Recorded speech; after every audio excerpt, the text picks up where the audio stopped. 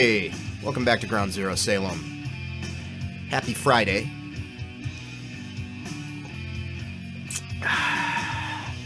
I've had enough caffeine to kill a small pony. I'm trying to purposely talk slower. I've had to stop and reshoot this a couple of times because I just, my mouth was getting ahead of my brain. So I wanted to talk about my LPs, get back on that, talk about my LP collection a little bit. Before I do that, I should mention that we're listening to Penance's debut, Road Less Traveled. Band that, I got really back into doom metal, traditional doom or whatever. I don't know, like 10 years ago, 12 years ago. Was downloading a lot of stuff, buying what I could. You know, as I've mentioned before, I was a very big fan of the first Cathedral record, and St. Vitus, Candlemass, all the staple stuff back in the 90s. And I remembered this band from the Forest of Equilibrium thanks list, which was, I mean, that thanks list was a comprehensive guide to, like, anything that was going on in Doom at the time. So I downloaded this band and really got really into them for a while, and then proceeded to just kind of, I don't know, forget about them. I got the Dream Death record. I'm going to be talking about them, too. They're in the stack here. So I remembered them last week, and I was like, oh, shit, I got to get some Penance. The only thing that was really in my price range right now was a couple of tapes. So I got the first two. Road Less Traveled, Parallel Corners. One of these I got from somebody who's a subscriber, Nate Kicks, and I'll leave your feedback soon, man. Alright, so, starting off with a bang. The continually controversial Destroyer 666. Regardless of anything that's being talked about in the fucking blogosphere, fucking nightmare land, they are a fantastic fucking black metal band. And Unchain the Wolves is a fantastic black metal record. Their debut that doesn't really sound much like anything else they did afterward, which was all pretty good black thrash, in my humble opinion. Unchain the Wolves is, to me, kind of like an epic heavy metal and like infused second wave black metal record. I think it's awesome. This repress, reissue, this has been repressed on so many different labels. This is on Hell's Headbangers. They did a great job, kind of spot gloss and gatefold, just on black vinyl. Awesome record. Cold Steel for an Iron Age. They're kind of more black thrash, sounded gelled at this point. And this is a great one, too. Also on Hell's Headbangers, the Vicious record. Good songcraft. Speaking of which, we got Destruction. Got some ripping songs here. I got 3 LPs. 2 LPs and an EP. Infernal Overkill, Mad Butcher, and Eternal Devastation. And these are all on Metal Blade. They're all Metal Blade pressings. This is on red, which is nice. You know, you can't go wrong. Can't go wrong with Infernal Overkill for just being classic fucking, you know, throat gouging Teutonic thrash. However, I like Eternal Devastation a lot. I feel like things get a little slicker on that. It gets a little bit more American. But, you know, they're not even my favorite of the 3, the big German bands. That honor goes to the creator, but fucking love Destruction. I love these records.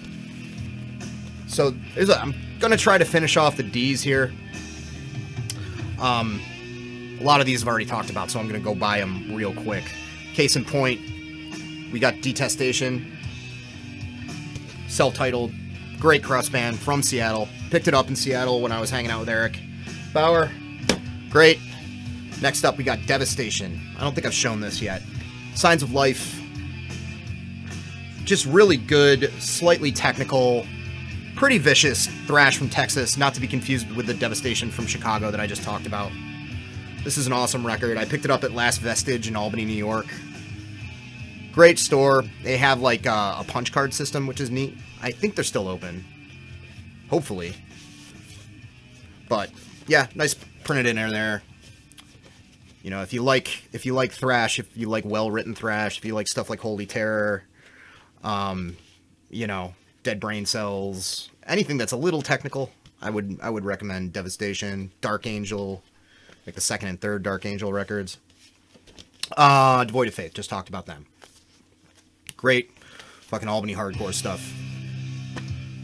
Dialysis, talked about them last year, did a full review. If you're curious about it, you can look it up. Syracuse hardcore stuff. Kind of grind, kind of noisy, saxophone player, kind of discordant at times. Great band, good dudes, backed hard. Diamond Head, classic new wave of British heavy metal. You should know them, you should love them, at least just from Metallica covering them, covering like half the songs on this. Behold the Beginning, it's like all of Lightning to the Nations, I think, with a couple bonus tracks and much better cover art, in my opinion. This came out on Metal Blade. This does not have the Metal Blade Axe, which is the center label I prefer. Then we got Dix, Kill from the Heart. This is a repress on Alternative Tentacles. Fucking awesome, pretty unique early hardcore punk from Texas.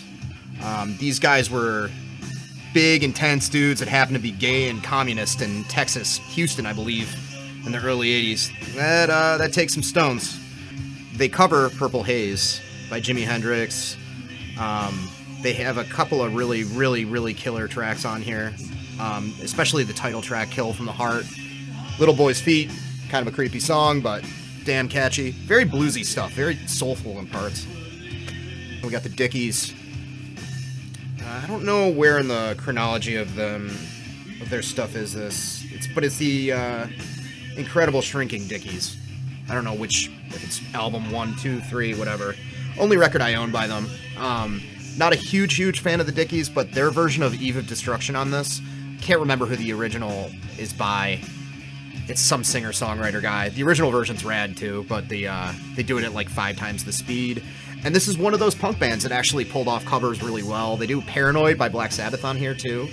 But yeah, very early poppy power pop, but very fast punk stuff.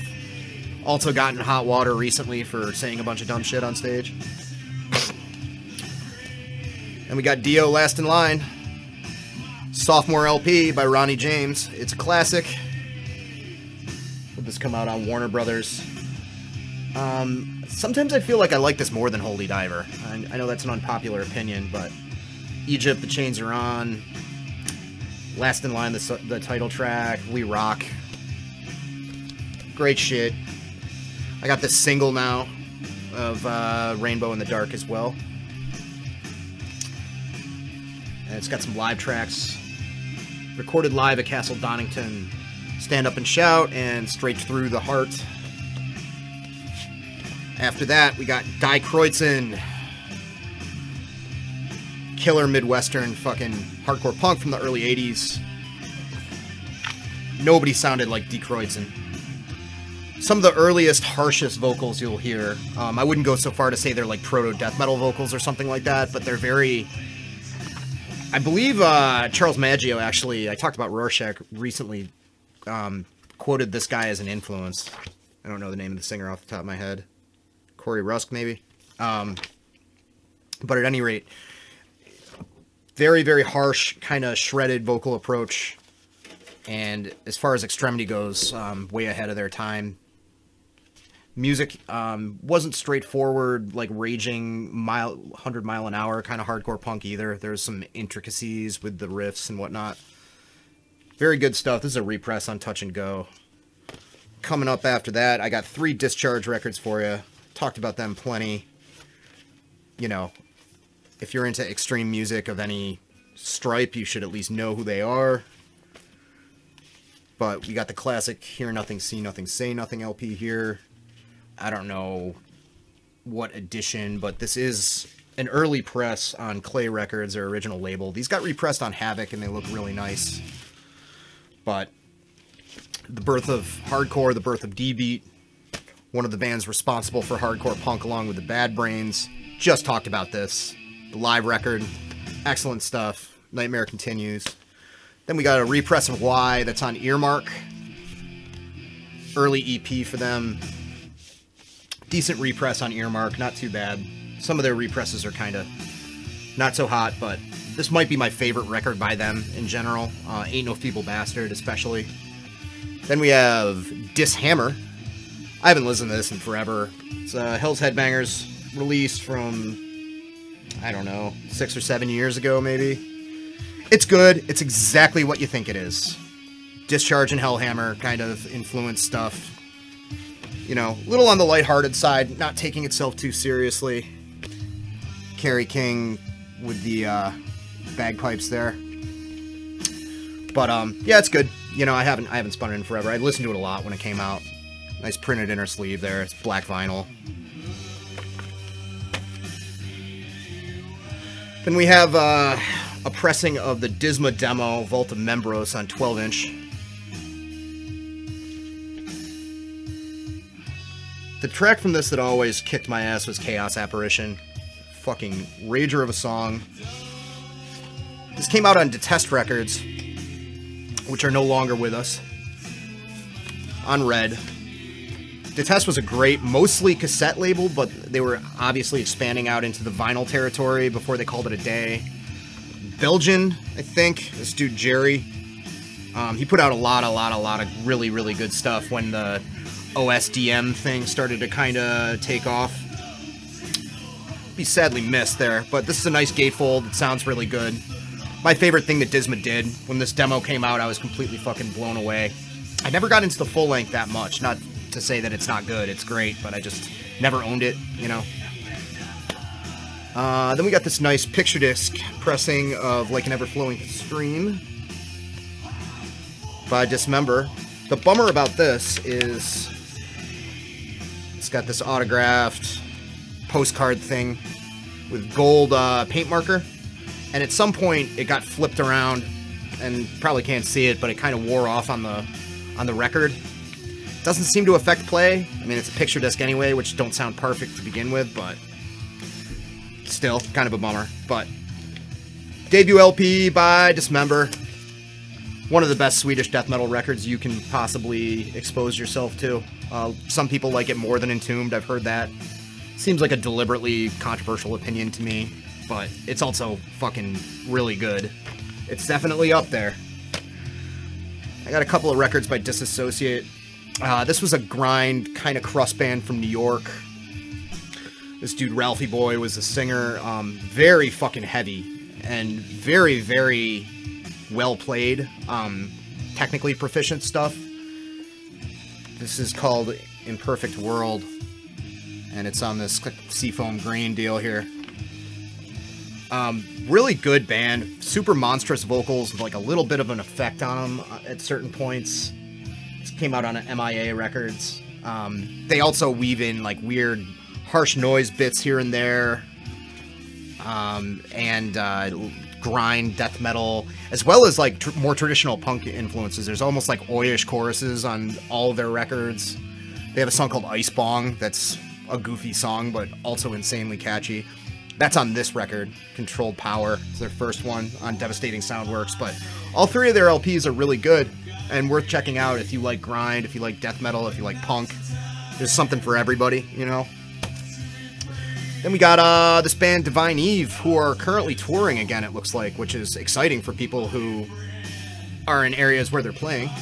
I don't think they're doing any dates out this way. Texas band, death metal, early 90s. This is a compilation of their EP that came out on Nuclear Blast, as well as some other odds and ends, some covers and stuff like that. Fantastic. Upon These Ashes Scorn the World. It's a nice gatefold. It's death metal with doomy touches. Very, very early on. Seems influenced by Swedish stuff, but at the same time, they could have just been listening to a lot of Repulsion. It's got that really gritty fucking tone to it, which is nice. And the doomier and slower sort of passages are really cool and very nice and catchy. Great fucking band. I picked this up when I was hanging out with Jason Hook. Doggy Style, picked it up down there in South Shore. I've been wanting to hear this band for ages. I've known who they are for forever. Flipside Records. Also a prominent zine in the early 80s for hardcore. It's pretty good. Nothing that really knocked my socks off. It's definitely West Coast style, kind of melodic, kind of goofy. Like it though. Skateboards around the cover there. If I remember right, there's like a bad attempt at a rap song on here, I think.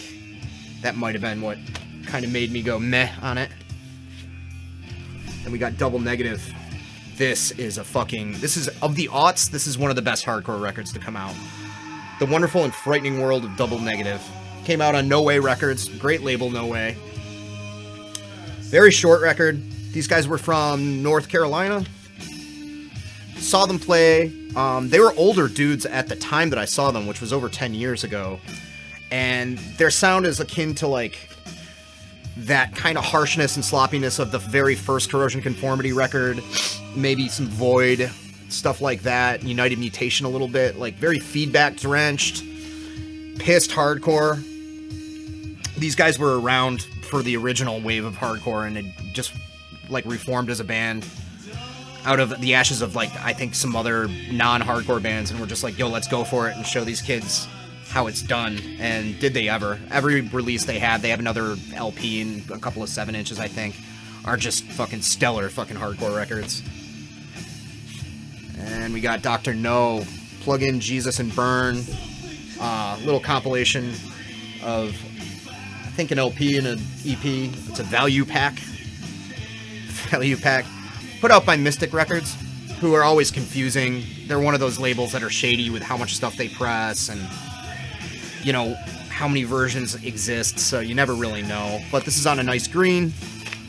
Great thrashy West Coast hardcore. Got more crossover as the years went by, but kind of always had a good, like, sort of metal tinge to him with soloing and that kind of thing. Mr. Freeze was covered by Slayer on Undisputed Attitude. Dr. No rips. Then we have a nice jewel of my collection here. Dream Death, Back from the Dead.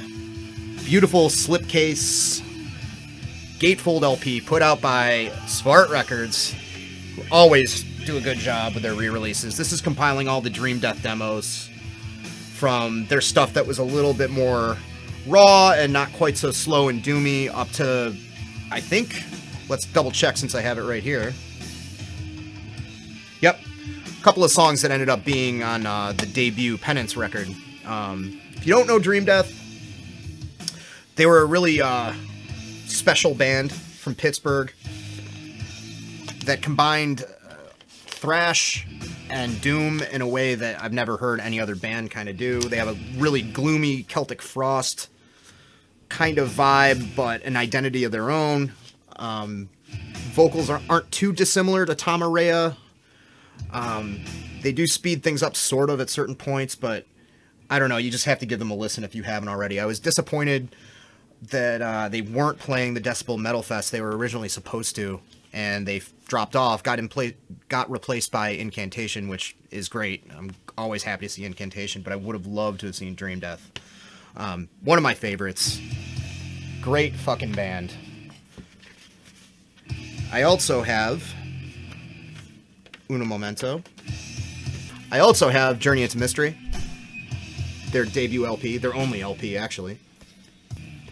This was the only thing they recorded on the legendary New Renaissance Records, another kind of weird, shady label. Put out a ton of great shit.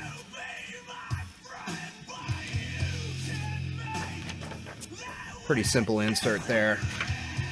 But yeah, it's like an American Celtic Frost, but with more sludge and slowness and almost more of a tight thrash kind of thing going on. Then, for something completely different, got this Nick Drake record. Nick Drake was a really bummed out singer-songwriter guy from the 1970s, I think, who ended up taking his own life. But he put out a string of really, really pretty records. This is a compilation of random recordings made to Love Magic. It's a gatefold. Not my favorite thing by him. I have 5 Leaves Left on CD and Pink Moon on CD, and those are really, really good records.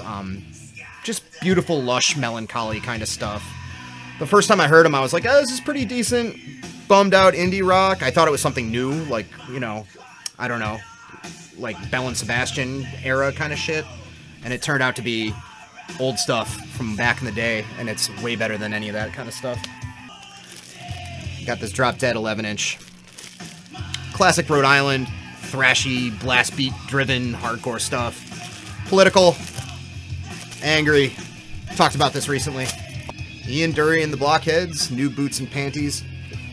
This is incredibly British. It's got a certain funkiness to it, but it's also very like punk rock, almost kind of oi pub kind of stuff going on, sort of new wave, if you're not familiar with it.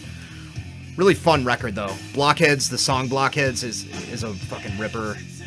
Sex and Drugs and Rock and Roll, probably the most popular single from this. Yeah, it's a new wave classic. Came out on Stiff Records, the immortal Stiff Records. And then finally, to wrap up with the D's here, I have this Dust Heart Attack, which I talked about not too long ago as well. This is fucking great.